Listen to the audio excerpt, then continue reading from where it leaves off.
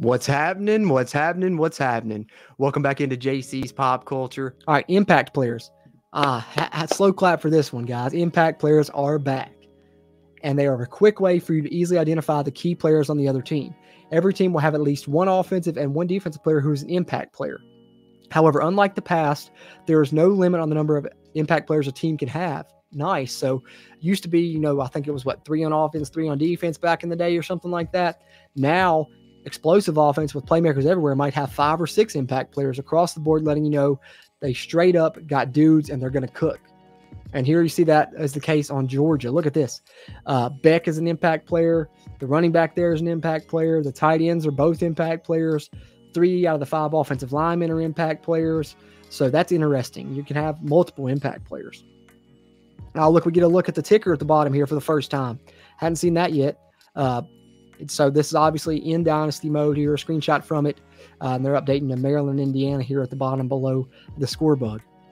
So good to see that the ticker is indeed coming back. All right, with the introduction of the new wear and tear system, the week-to-week management of your players is more essential than ever before. As described in the gameplay deep dive, players can incur damage to body parts during gameplay. The more damaged the body part is, the more it will impact their on-field performance. In addition to on-field gameplay, players will also incur wear and tear damage during Super Sim. Each week, players will recover some of their wear and tear damage. The amount of recovery is dependent on how the damaged body part is, or how damaged the body part is, For example, let's say in the previous game, your running back severely damaged his right ankle and his left shoulder was only slightly damaged. The next week, you can expect his shoulder to be fully recovered and his ankle to be slightly recovered. His ankle would then be something you'd want to monitor in the next game, which I'm sure there's also abilities that help with quicker recovery as well.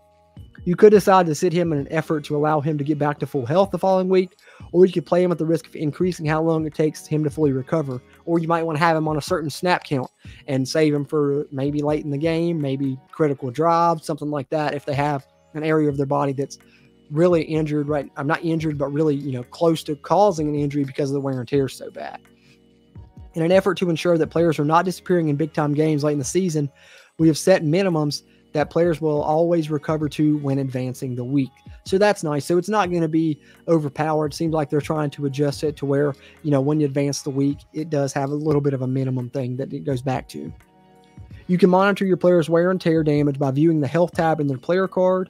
To access this, you go to the roster spreadsheet and press Y or triangle on the player. This will show his damaged body parts and associated rating impacts. So this is the first time we've got to see this look here of how you can see it in Dynasty mode in your roster. So say you go to your roster, you go to Donovan Edwards, you push Y, you go to his player card here. You can look at all these different tabs. You can look at the overview, the ratings, his mental abilities, physical abilities, and then health here is where you look at wear and tear. So right here, you see his left shoulder has slight wear and tear. And so it's taking his break tackle down 3 points, his catching down 3 points, and his carrying down 2 points. Same thing here on his right leg, slight. So his break tackle's down 4 points. His change of directions down 3 points. His speed's down 3 points. So feet and legs seem to affect break tackle, change of direction, and speed. Shoulder appears to affect carrying, catching, and break tackle as well. Having said that, guys, until there's more info on this game, I'll be back to talk about it then. But appreciate you guys tuning into this one, and I will catch you on the next one.